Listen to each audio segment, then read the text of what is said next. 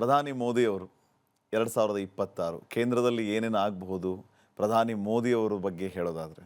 ನೋಡಿ, ಸಂವತ್ಸರ ಬದಲಾವಣೆ ಆಗುತ್ತೆ. ಮಾರ್ಚ್ 19 ಯುಗಾದಿ. ಹೌದು. ಪ್ರಭಾವನ ಸಂವತ್ಸರ ಬಂದೇ ಬಿಡುತ್ತೆ. ಇದ್ರ ಹಿಂದೆ ಕ್ರೋಧಿನಾಮ ಸಂವತ್ಸರ ಇತ್ತು. ಎಷ್ಟು ಕ್ರೋಧ, ಎಷ್ಟು ಗಲಾಟೆ, ಎಷ್ಟು ಕೋವಿಡ್ ಸಾವುಗಳು ಎಲ್ಲ ನೋಡ್ಬಿಟ್ಟಿರಲ್ವ ನೀವು. ಮುಂದೆ ಪರಾಭನಾಮ ಸಂವತ್ಸರ. ಪ್ರಧಾನಮಂತ್ರಿಗಳು ಅತ್ಯಂತ ಎಚ್ಚರಿಕೆಯಿಂದಾನೇ ಹೋಗಬೇಕು. ಅವರು ಒಂದು ಚೂರುವೆ ಬೇವುಗಾರಿಕೆ ತಪ್ಪಿದ್ರೆ ಅವ್ರಿಗೆ ಅವರ ಜೀವಕ್ಕೆ ತೊಂದರೆ ಆಗುತ್ತೆ. ಒಂದು ಅವರನ್ನೇ ಒಳಜಗಳನೂ ಆಗುತ್ತೆ. ಅವರೇ ಅಲ್ಲ ಅವ್ರ ಕಡೆಯವರು ಇಳಿಸ್ಬೇಕು ಅಂತ ತೀರ್ಮಾನ ಮಾಡ್ತಾರೆ. ಏನೇನೋ ಡೆವಲಪ್ಮೆಂಟ್ ಆಗಿಬಿಟ್ಟು ಕಡೆಗೆ ಅವರು ಬಿಟ್ಬಿಟ್ರು ಹೆಚ್ಚಿಲ್ಲ. ಅವರು ಎಲ್ಲಿಂದ ಮಾರ್ಚಿಂದ ಮುಂದಿನ ವರ್ಷ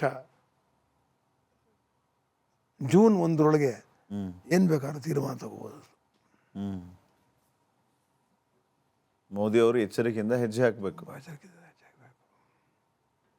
ದೇಶದ ಒಳಗಡೆ ಇರುವಂತವ್ರು ಅವರಿಗೆ ಶತ್ರುಗಳಾಗ್ಬೋದಾ ಅಥವಾ ಸುತ್ತಲೂ ಇರುವಂತಹ ಶತ್ರುತ್ವ ಹೆಚ್ಚು ಮಾಡಬಹುದಾ? ಅವರ ಪಕ್ಷದವರೇ ಶತ್ರುಗಳಾಗ್ತಾರೆ.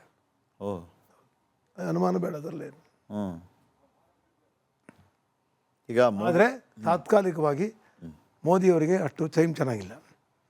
ಒಂದು ಕಡೆಯಿಂದ ಶನಿ ಪಂಚಮದಿದ್ದಾನೆ, ಇನ್ನೊಂದು ಕಡೆ 8ರ ಗುರು ಇದ್ದಾನೆ. ಅದು ಒಳ್ಳೆಯ ಸ್ಥಾನ ಅಲ್ಲ. ಅಂದರೆ ಮುಂದೆ ಬರೋ ದಿವಸಗಳಲ್ಲಿ ಪರಾಭವ ಅಂದರೆ ಮುಖ್ಯವಾದ ವಿಷಯಗಳಲ್ಲಿ ಸೋಲನ್ನು ಕಂಡುಬಿಡ್ತಾರೆ ಅವರು.